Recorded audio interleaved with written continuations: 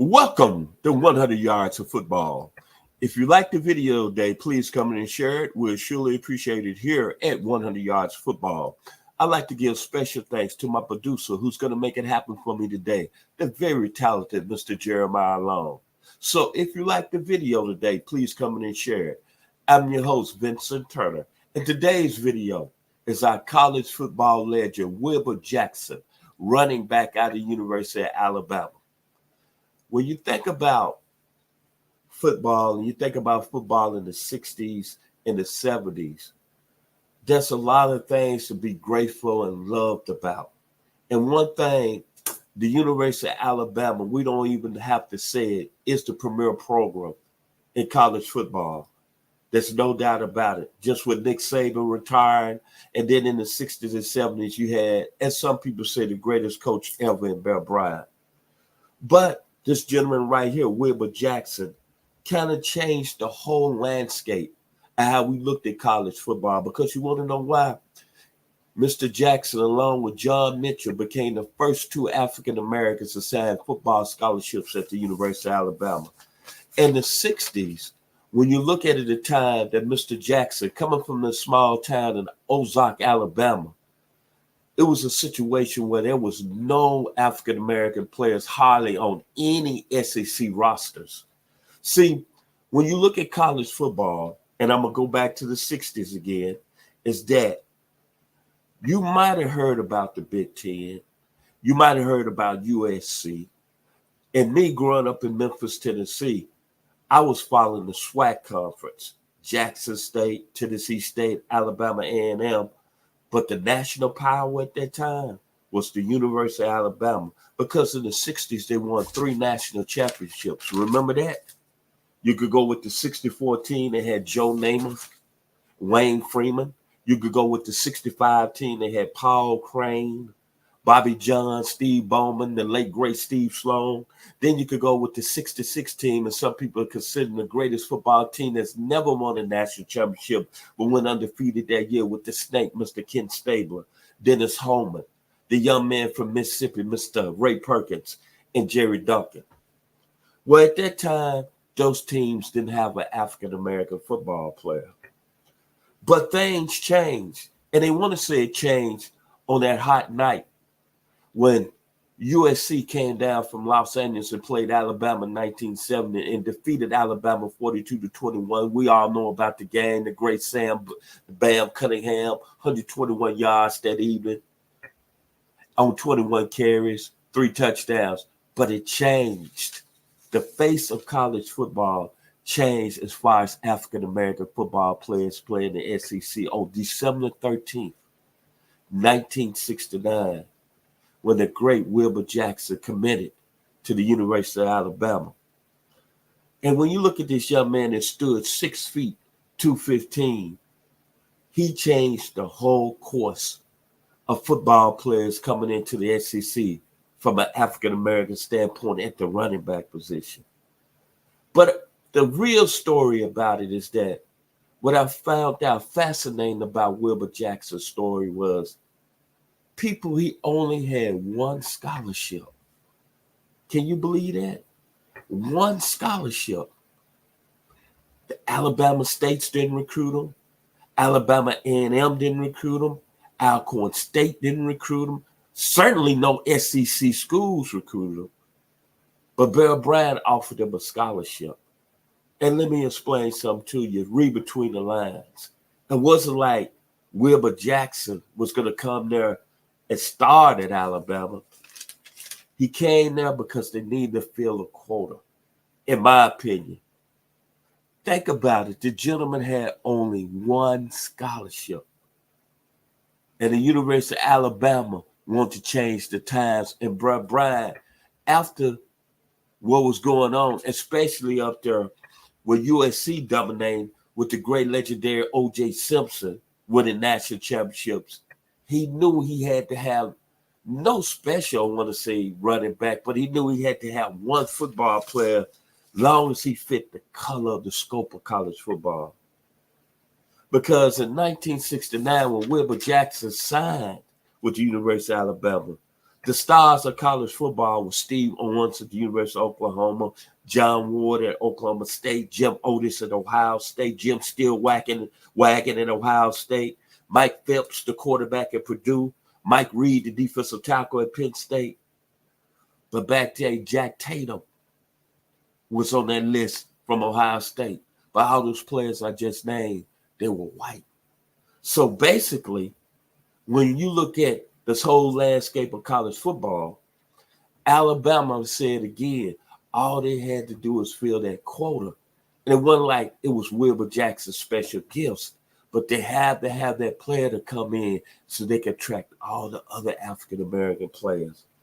Because when you look at the times as far as the African-American football player getting recognized, it was really going to the SWAC conference. All you have to do is go back and look at the go back and look at the Kansas City Chiefs Super Bowl squad. And you look at the 1970 Super Bowl team when 18 players came out of the SWAC. But back to Mr. Jackson.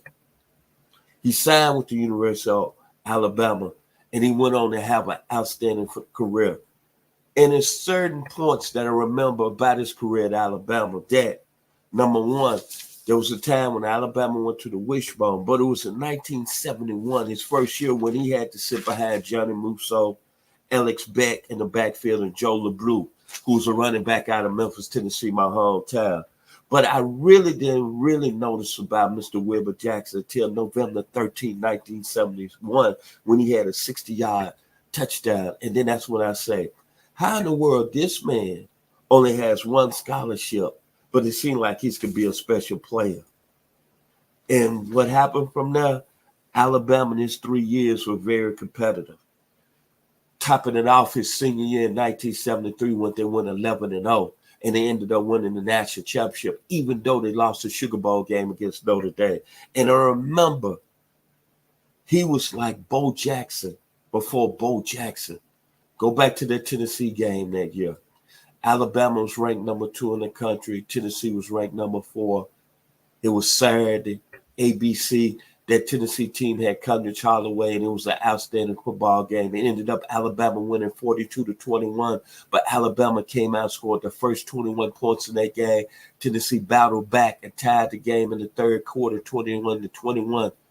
But it was in the fourth quarter when this young man on the screen really changed my faith for college football in the South, when he had that electrifying 80-yard touchdown. And if you listen to the video today or watching it, go back and pull up his 80-yard touchdown against the University of Tennessee. It's something to see. It's something special. It gets you out of your chair. It makes you just, cringe. That's what makes Wilbur Jackson so special. That run. When you look at Wilbur Jackson, you look at all the attributes that he won that year, playing at the University of Alabama. He was all SEC running back. That same season in 73, he had 138 yards on 5 carries in the game, which is still an SEC record when he averaged 27 yards a carry that game. Then think about he went into the 1974 NFL draft, one of the most talented drafts ever in 1973, when you had Ed Too Tall Jones, you had Randy Gradishaw, you had Lynn Swann, you had Dave Casper, you had Jack Lambert, you had Danny White, you had John Stallworth, you had Mike Webster, you had so many great players, Billy White Shoes Johnson, and you had the legend Donnie Shell in that draft, and Wilbur Jackson was part of that draft. Played 10 years in the National Football League, won a Super Bowl with the outstanding Washington Redskins team of 1982.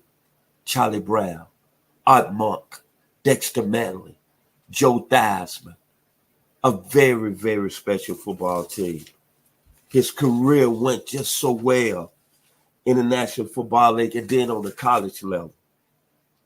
He finished college career with over 1,519 yards. Or 212 attempts. Not a lot of yards in 3 years playing in college, but he averaged almost 7 yards a carry in his 3 years at Alabama, splitting time in the backfield when Alabama was running the wishbone. And then he went on and played in the National Football League and ended up with 3,800 career yards, 13 touchdowns in 94 games.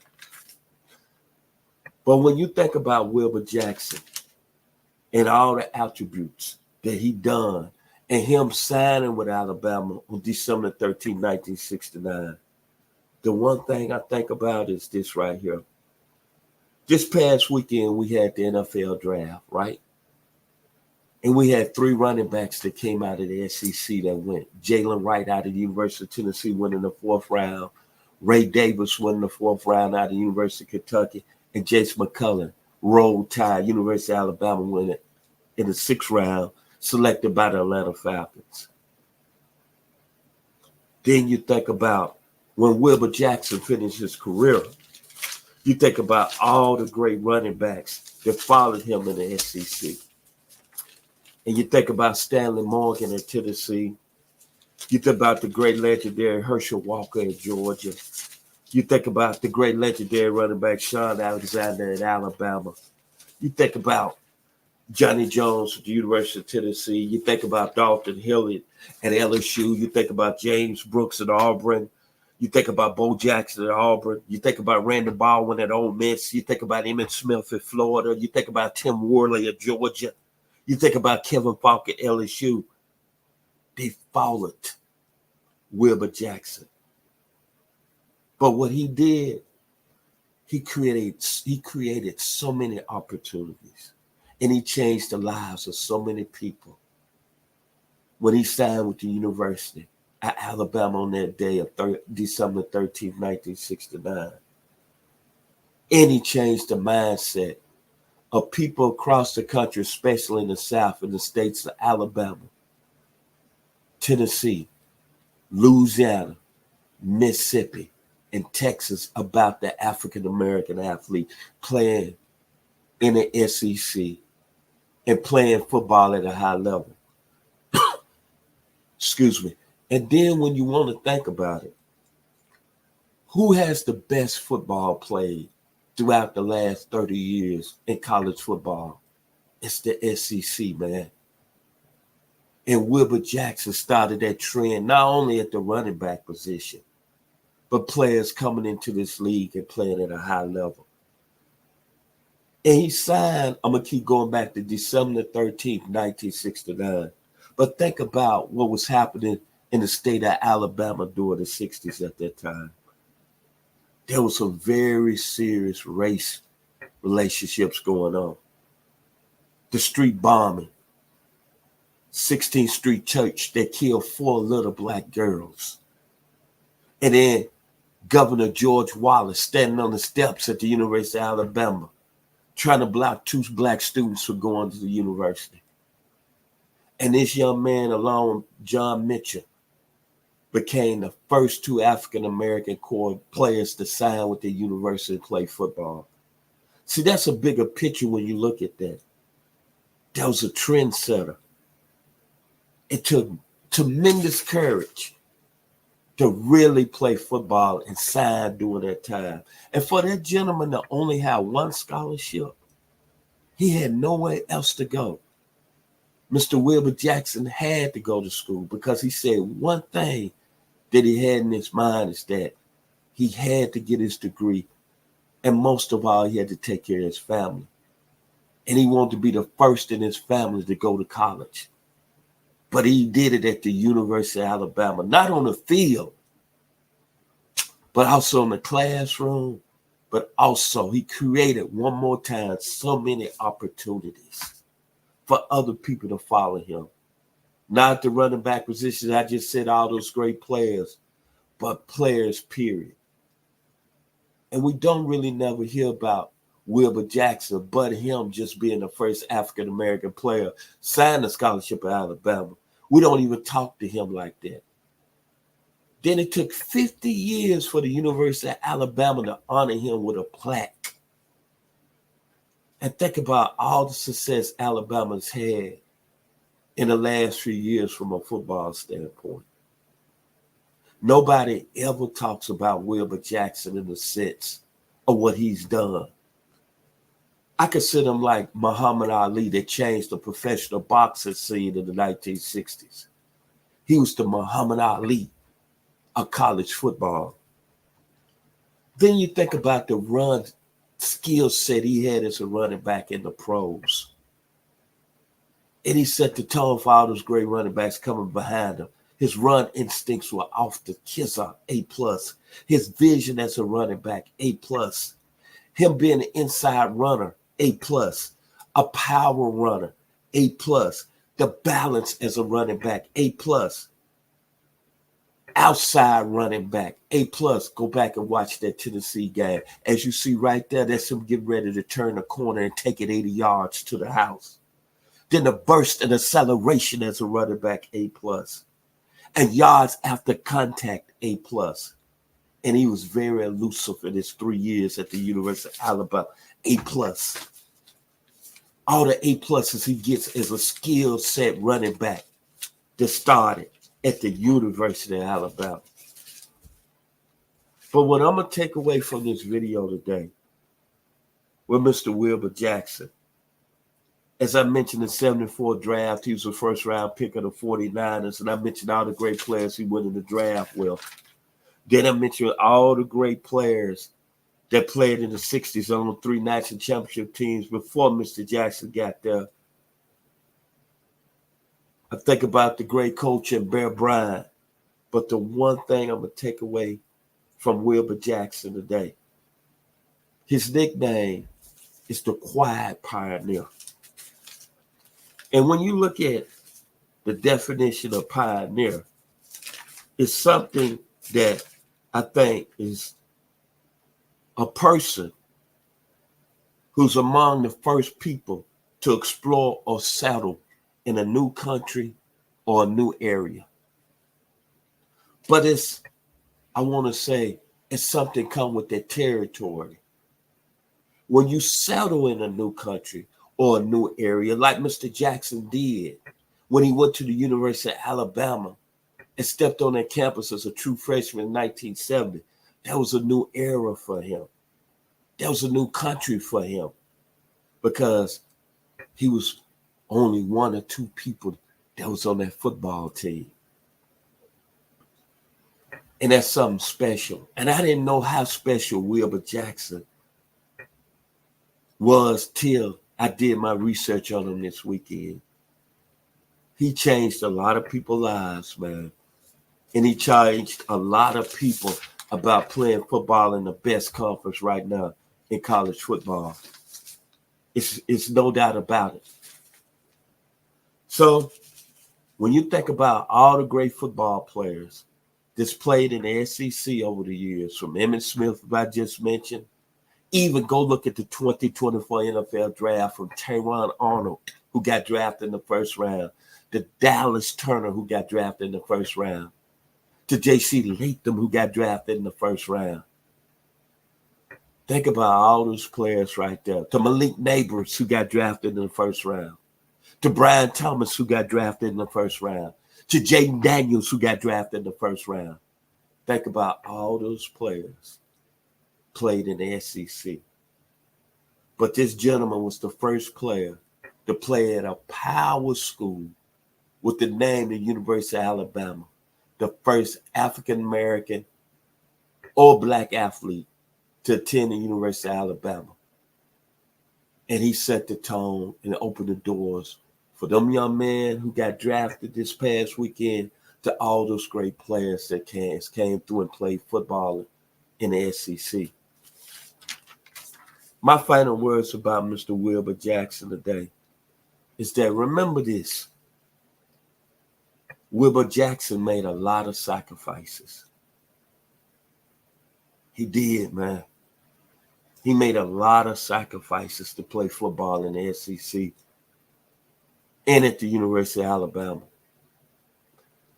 There was a story that me doing the research on Wilbur Jackson this past weekend should change everybody's lives when I say this in my final words about Wilbur Jackson.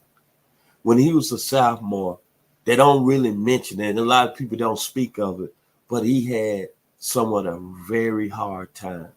And he came close to leaving the University of Alabama. See, people don't mention that. And what happened was he didn't have enough money. He only needed $1 to go home. And didn't nobody on that team had $1 to give to him. And it forced him to stay on that campus. Think about it if he would have decided to leave that day in his sophomore year. In his freshman year, what would it change the face of college football? The face of Alabama football history. Think about that for one moment. Think about all those great African-American football players that came through the SEC. Cam Newton, let me throw his name out there, playing at the University of Auburn. Mark Ingram playing at the University of Alabama. Think about that. Derrick Henry playing at the University of Alabama. Cornelius Bennett playing at the University of Alabama. Derrick Thomas played at the University of Alabama. Bring his name up again. Bo Jackson at Auburn. Think about it. All those great players that came through and played in the SEC. Reggie White, that played at the University of Tennessee. As I mentioned earlier, Stanley Morgan, University of Tennessee. The legend out of Tallahassee, Florida, Tony Robinson at the University of Tennessee. The legendary, the general himself, who came a little bit after Wilbur Jackson, Ben Williams at the University of Ole Miss, who became the first black player playing nose tackle at Ole Miss during the 70s. Think about it. Wilbur Jackson would have went home that day as a freshman. How would things change in the 70s in the SEC as far as an African-American football player playing at a high level? There's been a lot of great people I've done on our platform, 100 Yards of Football, that I've had an honor and a pleasure and a love doing. I hope one day that Mr. Wilbur Jackson come across this video here at 100 Yards of Football, just to know how much he means to me and how much respect I have for him. Him being the first black scholarship football player at Alabama. Because you know why? He made a lot of sacrifices. We're talking about the 60s, leading into the 70s. Not only Wilbur Jackson was an outstanding football player at the University of Alabama, he was the Muhammad Ali of college football. There's no question about it. And he played the game at a high level. I'd like to give special thanks today to my producer, the very talented Mr. Jeremiah Long. I've been your host today, Vincent Turner. So I'd like to end it with Mr. Wilbur Jackson.